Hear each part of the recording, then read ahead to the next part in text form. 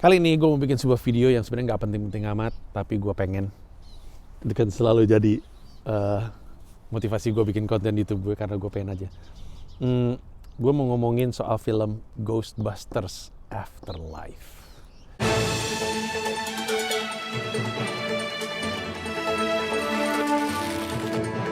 Cuman 5, lu tau gak sih nasi kotak tuh soal kayak yang dibagi-bagi gitu, kayak plastik-plastik gitu.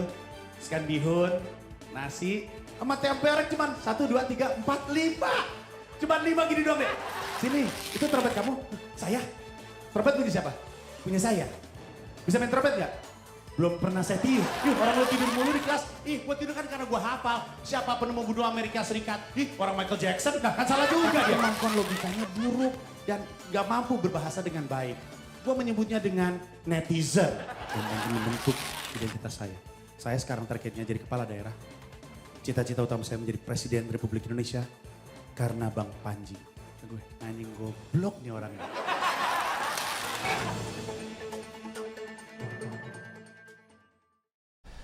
Jadi gue mau sebenarnya gue pengen bahas film ya, singkat aja, nggak akan panjang-panjang. Tapi sebelumnya gue pengen kasih tahu kenapa film Ghostbusters ini deket banget sama hati gue. Karena Ghostbusters itu selalu bersinggungan dalam sejumlah aspek hidup gue yang kebawa sampai hari ini. Tapi untuk konteks, Ghostbusters Afterlife ada film kayak apa ya, disebut spin-off juga nggak bisa. Pokoknya usaha untuk membangkitkan kembali lagi IP si Ghostbusters ini. Ghostbusters sendiri adalah film tahun 80-an, 86, sekitar situ ada 80-an akhir. Yang idenya tuh kalau nggak salah tuh ditulis sama Dan Aykroyd bersama Harold Ramis. Dan Aykroyd yang kemudian di film Ghostbusters jadi Ray, Harold Ramis yang kemudian di Ghostbusters jadi Egon. Nah, tapi Ghostbusters itu populer sekali tahun 80-an akhir sampai ada Ghostbusters 2-nya, tapi itu Ghostbusters 2-nya nggak terlalu sukses yang pertama, abis itu nggak pernah ada lagi. Lalu kemudian tahun 2016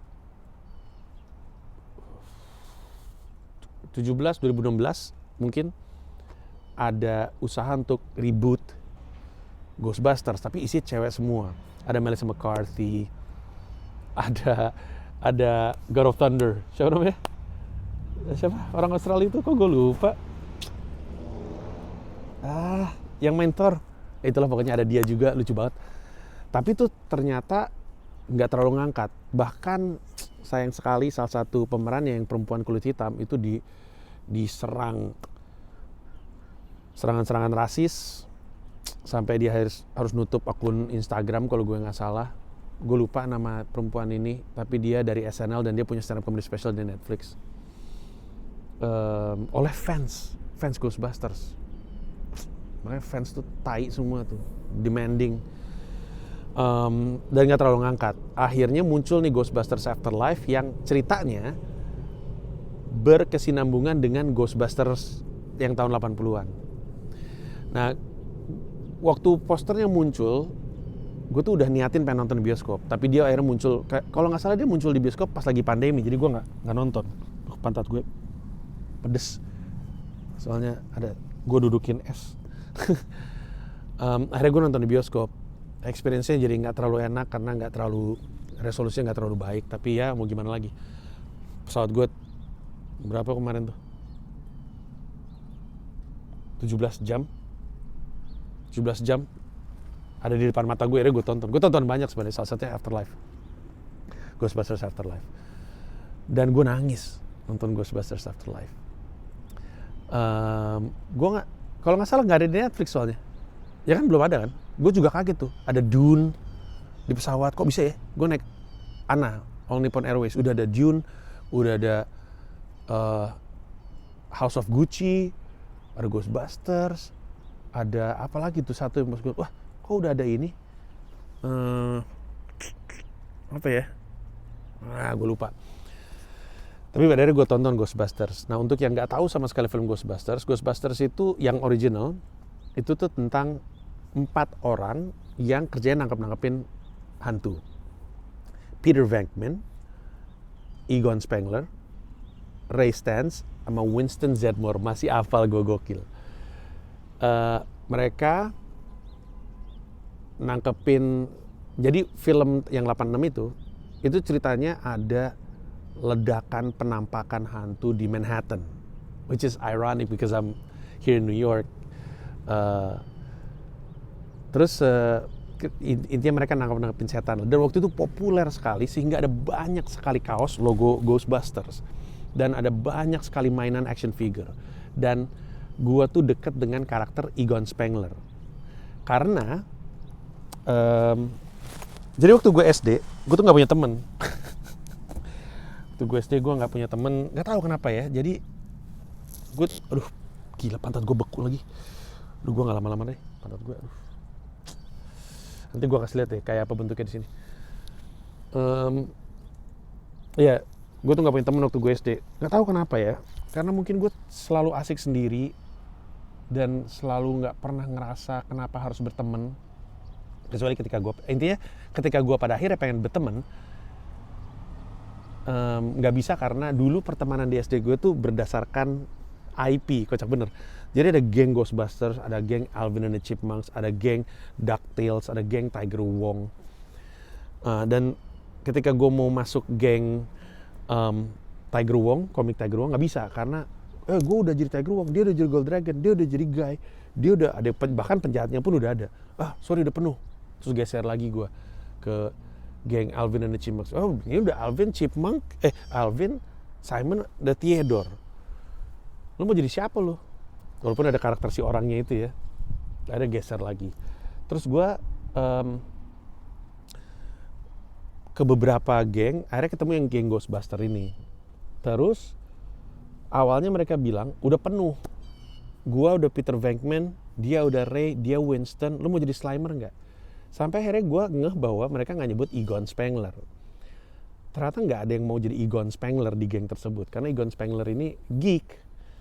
Kacamata, rambutnya jambul nggak jelas. Nggak ada yang mau jadi kayak gitu.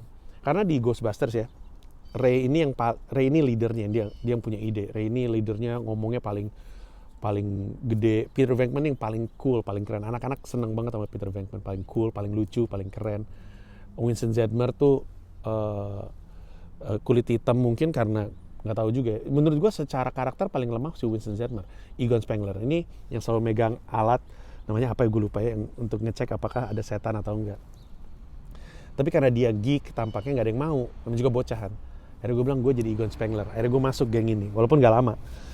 Masuk, dan mainan Ghostbuster pertama yang gue punya adalah mainan Egon Spengler. Yang kedua gue punya Peter Venkman, dan yang ketiga mainan Ghostbuster gue Mummy, kalau nggak salah.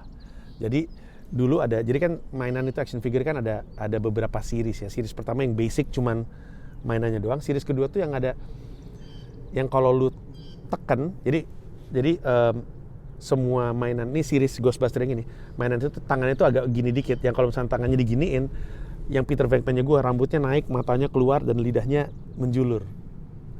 Terus yang Mummy yang gue punya itu kalau tangannya diginiin itu palanya copot, tangannya copot, gitu-gitu lah pokoknya. Oh, kakinya diginiin, jadi kakinya kan gini kan, kakinya ditekan gini, tangannya copot, gitu-gitu lah. Tapi gue makin dekat dengan karakter Egon Spengler karena disitulah gue akhirnya nemu jalan untuk akhirnya bisa berteman waktu gue SD. Nah terus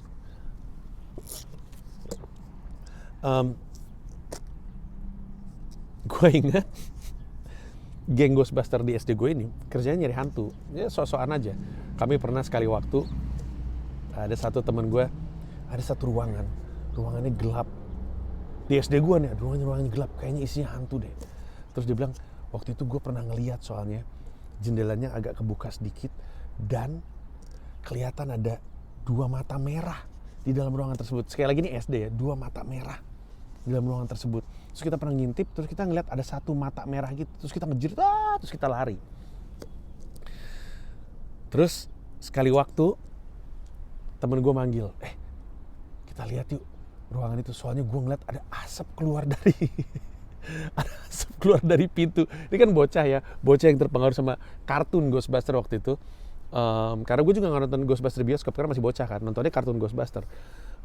Karena terpengaruh sama film kartun, temen gue bilang dari bawah sela-sela pintu itu keluar asap, dan gue ngintip tirainya kebuka, ada eh, ada mata merah di situ. Seperti yang lu bisa prediksi, itu ternyata bukan setan. Itu karyawan SD gue lagi ngerokok di dalam ruangan. Yang mereka ngeliat tuh baranya. Gitu. Jadi mungkin suatu hari ada 2 orang lagi ngerokok di situ, makanya baranya ada 2. Kenapa mereka ngerokok di dalam ruangan? Karena di SD nggak boleh ngerokok. Lucu banget. Terus ada sekali waktu, geng Ghostbuster ini mendengar ada suara-suara misterius dari kamar mandi. Jadi di SD gue ada kamar mandi untuk perempuan 1 biji, dan kamar mandi untuk cowoknya tuh dengan urinoir tuh ada beberapa urinoir. Nah, kamar mandi untuk perempuan yang satu biji dan gede ini, konon ada suara-suara misterius. Jadi geng Ghostbuster mencoba untuk mencari tahu apa yang terjadi. Tahu nggak apa isinya? Anak SD kelas 6 sama anak SD kelas 5 lagi mesum. Ketahuan guru. Si geng Ghostbuster, Pak, ada suara aneh. Jadi ada suara, gitu, disangkain setan. Ternyata lagi anu-anu. SD.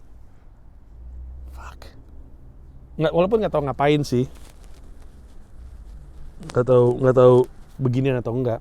Tapi ya kalau sefang-sefong dan jilat kan juga udah cukup aneh untuk anak SD. Anyway. Nah, terus jembatan gue menuju hip hop itu Ghostbusters, karena Ghostbusters 2 original soundtracknya ada lagu judulnya Ghostbusters dibawakan oleh Run DMC. Jadi setelah film Ghostbusters 1 itu meledak, gue nggak nonton di bioskop, kartunnya ada. Lalu ketika Ghostbusters 2 muncul, gue kalau nggak salah nonton, tapi gue nggak inget nontonnya di mana terus terang. Apa gue nggak nonton ya? Gue nggak inget, tapi gue tahu ada lagu itu. Who you gonna call? Ghostbusters, all alone in the dark. Na na na na. Na na na na na na na na na na. Na na na na. Na na na na na.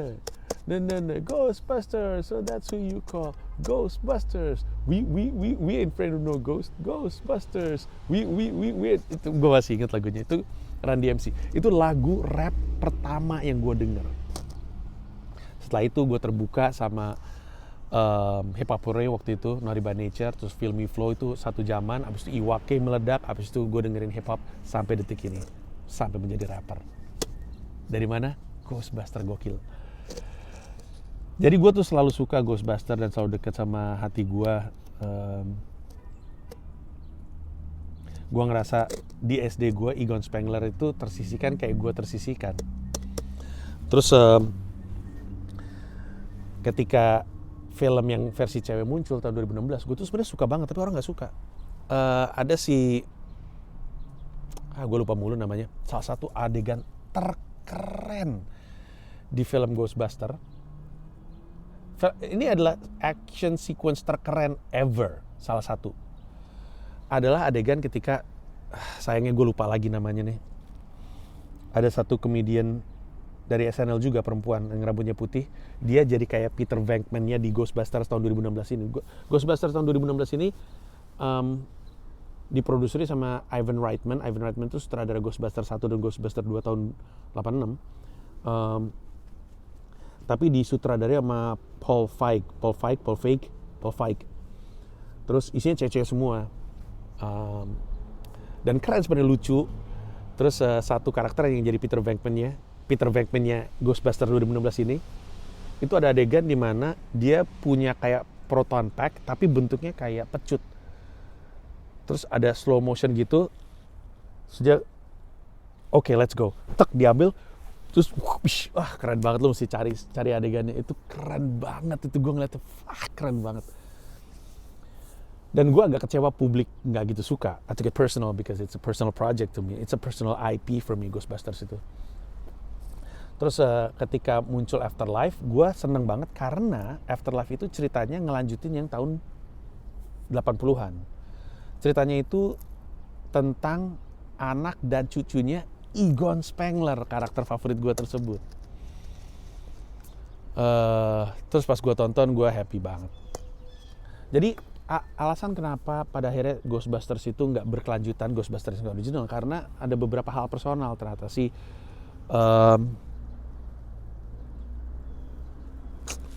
Damn it, keep forgetting names. Yang main jadi Peter Venkman siapa namanya? Oh my god, how can I forget the name? Ini malah nama yang lebih legendaris buat lu, tapi yang main jadi Peter Venkman itu nggak mau ikutan lagi film Ghostbusters. Alasannya bisa beberapa hal. Satu, karena nggak pengen terjebak dalam karakter itu aja. Aktor biasanya suka kayak gitu. Atau mungkin nggak masuk dealnya. Atau ini juga yang terdengar, si Harold Ramis. Kok gue bisa kenal Harold Ramis daripada orang ini ya? Main Lost in Translation. Bill Murray. Fuck. Bill Murray nggak mau ikutan, dan Bill Murray sama Harold Ramis berantem. Mereka nggak mau ikutan. Sampai akhirnya kalau nggak salah seminggu atau sebulan sebelum Harold Ramis meninggal dunia, mereka akhirnya baikan, sempat ketemu, terus ngobrol-ngobrol. Nah terus ketika muncul film ini, premisnya Ghostbuster Afterlife adalah ada single mother dengan 2 anak. Mereka digusur dari rumahnya dan harus pindah. Terus pada saat yang bersamaan mereka dapat kabar bahwa bapaknya si single mother ini meninggal dunia, si Egon Spengler itu. Ini settingan waktunya tuh present day ya, hari ini. Terus karena mereka digusur dari rumah mereka karena nggak mampu bayar, akhirnya mereka pikir ya udahlah kita diwarisin rumah nih di sebuah desa. Coba kita lihat rumahnya seperti apa. Mereka nyampe sana, mereka mewarisi rumahnya Egon Spengler. Nah, si anak ini perempuan, cucunya Egon Spengler tuh nggak tahu kakeknya tuh siapa. Sampai akhirnya mereka mencari tahu sendiri, oh ternyata kakek kita ini Ghostbuster yang legendaris di tahun 80-an itu. Di film itu ada klip-klip Ghostbuster tahun 80-an ditaruh di YouTube. Jadi mereka belajar dari situ. Nah,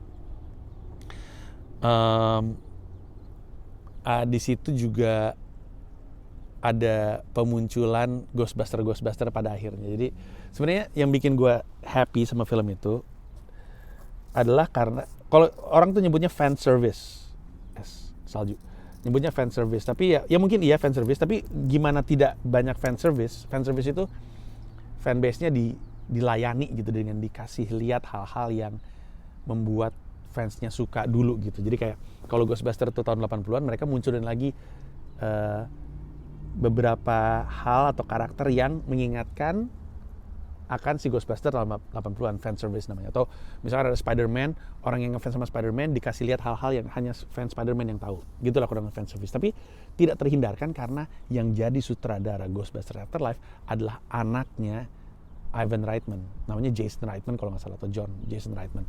Jadi bapaknya dulu menyutradarai, anaknya sekarang menyutradarai, dan bapaknya memproduseri. Terus makanya ada banyak hal yang mengingatkan kita sama Ghostbusters 80-an, karena jangankan ini anaknya, Jason Reitman sendiri pernah jadi cameo di Ghostbusters 2. Makanya dia tahu semuanya. Makanya aduh keren banget. Dan gue mau ngomongin di kepala gue tuh tentang IP. Pantat gue makin pedes tentang IP. Ini membuktikan bahwa hampir semua IP yang kuat itu kuat karena desain. Bukan karena cerita aja, beneran deh, bukan karena desain. Bukan karena cerita saja, tapi karena desain. Desainnya itu ikonik. Gue ambil contoh. Yang bikin Star Wars itu ikonik sampai dengan sekarang adalah desain lightsaber. Bukan cuma desain suaranya. Desain lightsaber itu ikonik. Desain Darth Vader itu ikonik. Desain Millennium Falcon itu ikonik. Desain blasternya Han Solo ikonik. Desain AT&T Walker tuh ikonik. Desain Land Speeder tuh ikonik. Desain TIE Fighter tuh ikonik. Sepanjang masa gitu. Bayangin sebuah pesawat ulang-alik yang didesain tahun 70-an itu masih kejual mainannya zaman sekarang. Nah, kita balik ke Ghostbusters, logonya ikonik sekali. Yang hantu senyum terus ada cross-nya itu ikonik sekali. Proton Pack ikonik sekali. Terus Ecto One, wah gue berkaca-kaca waktu waktu di film itu tuh ada adegan Ecto-1-nya diungkap di garasi rumahnya Egon Spengler. Tapi pas keluar, terus ininya keluar, berkaca-kaca gue. Terus waktu proton pack-nya dinyalain untuk pertama kali, Turn Me Up, itu sebenarnya mengingatkan sama ada adegan di Ghostbusters 1 kalau nggak salah, apa 2 ya, dimana Ray, Peter Venkman sama Winston lagi di lift, atau Egon yang lagi di lift, terus Ray-nya ngomong sama Peter Venkman, turn me on, terus dinyalain, gitu. Si karakter cucunya Egon Spengler itu, yang mana gue lupa namanya siapa, tapi keren banget itu anak mainnya. Dia ngomong turn me on, terus udah gitu ketika dinyalain, terus kita ngelihat close up-nya proton pack. Jadi bahkan untuk orang yang ngikutin gue dari lama, gue baru sadar gue nggak pernah merhatiin detail-detailnya proton pack, nembaknya, bentuknya, terus trapnya yang mereka lempar. Dulu gue pengen banget punya itu. Akhirnya gue pernah beli, ada di rumah proton pack, gue beli untuk anak-anak gue. Ngakunya, terus sebenarnya beli untuk gue. Ada anak-anak gue nggak pernah suka proton pack, mereka nggak suka Ghostbuster. Gue beli karena gue pengen aja.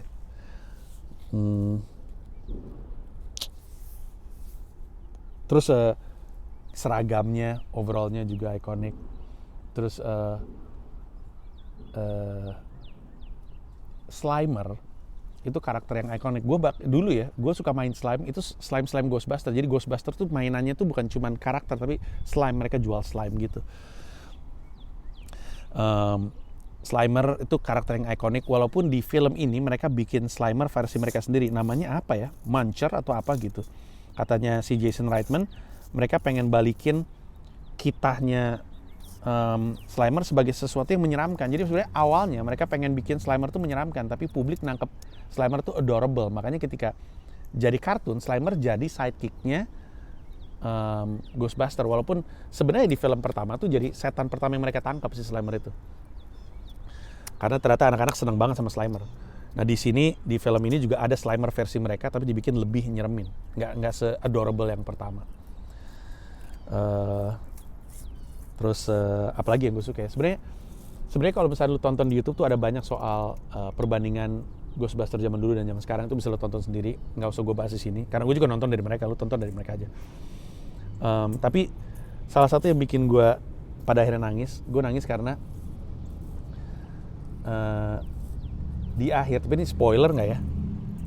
Spoiler gue takutnya, ya, nggak usah gue bahas deh. Tapi intinya adalah kalau lu pengen tahu momen di mana gue nangis, itu pas banget di akhir, ketika Ghostbuster yang lama bersama dengan Ghostbuster yang baru, si bocah-bocah ini reminiscing Stranger Days, apa sih?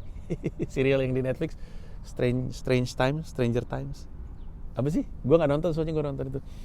Karena itu kan bocah-bocah 80s gitu kan. Bahkan salah satu pemerannya itu dari series itu juga, si yang kakaknya. Jadi kan kakak beradik gitu. Dan ada satu karakter di film ini lucu banget, namanya Podcast. Bocah gitu yang senang bikin podcast, sehingga dia menjuluki dirinya sendiri Podcast. Lucu banget nih anak. Kayaknya keturunan Asia deh, mungkin orang Korea kalau dilihat dari namanya. Nah jadi si anak-anak ini bersama dengan Ghostbuster original bertarung melawan setannya. Setannya aja, setan masih dari Ghostbuster tahun 80-an. Karakter yang sama, monster-monster yang sama itu muncul lagi. Dan ketika kan si Egon Spengler-nya kan ternyata udah meninggal. Dan sepanjang film itu muncul sebagai arwah yang gak kelihatan.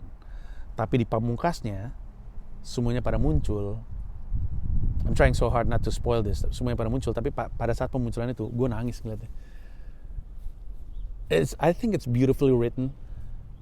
Walaupun gue akuin kalau lu ngikutin Ghostbuster jadi lebih ada maknanya. Tapi film itu tuh, kalau dulu, gue ngeliat ini salah satu video YouTube, dia di ini, The Making-nya. Ivan sama Jason Reitman bilang bahwa dulu Ghostbusters tuh film tentang pertemanan, persahabatan. Termasuk yang 2016 diproduksi Ivan Reitman juga, itu juga tentang persahabatan. Afterlife adalah tentang keluarga, tentang ayah. Mungkin itu kenapa di gue tuh deket banget, karena gue tuh apapun film ayah anak tuh gue gampang banget nangis sih sebenarnya. Termasuk nanti kita cerita tentang hari ini. Bukaan 8, film-film Angga Sasongko lah. Termasuk Nusa. Tapi di film ini tuh jadi film tentang keluarga. Bagaimana mereka menyelesaikan masalah ayah yang gak pernah ada untuk keluarganya. Dan bahwa ayahnya tuh punya misi lain gitu. Misi yang sebenarnya dilakukan untuk keluarganya juga. Tapi lebih besar dari itu ceritanya. Dan bagaimana si di rumahnya si Egon Spengler itu ada foto-foto anak-anaknya, foto anaknya, memorabilia anaknya. Itu sangat mengingatkan sama gue karena di tempat gue tinggal, gue nih ke New York, gue selalu bawa memorabilia anak gue. Gue bawa lukisannya Shira dan gue bawa kupluknya Dipo dan mainannya Dipo untuk mengingatkan gue sama mereka. Anyway, it's already emotional for me to say this. I just want to share this with you. Karena karena sama siapa lagi gue cerita kalau bukan sama lu. Orang lain gak ada yang peduli. Tapi kalau lu punya kesempatannya tonton filmnya. Kalau pengen tahu film kenapa gue suka banget sama filmnya, yang 2016 Ghostbusters 2016 tuh udah ada di Netflix, yang cewek-cewek semua, itu juga keren. Kalau nggak salah Ghostbusters 1, Ghostbusters 2 juga harusnya ada di Netflix. Coba lu cek aja deh. Tapi sekian dulu dari gue, makasih banyak dan kita ketemu di video berikutnya. Bye bye.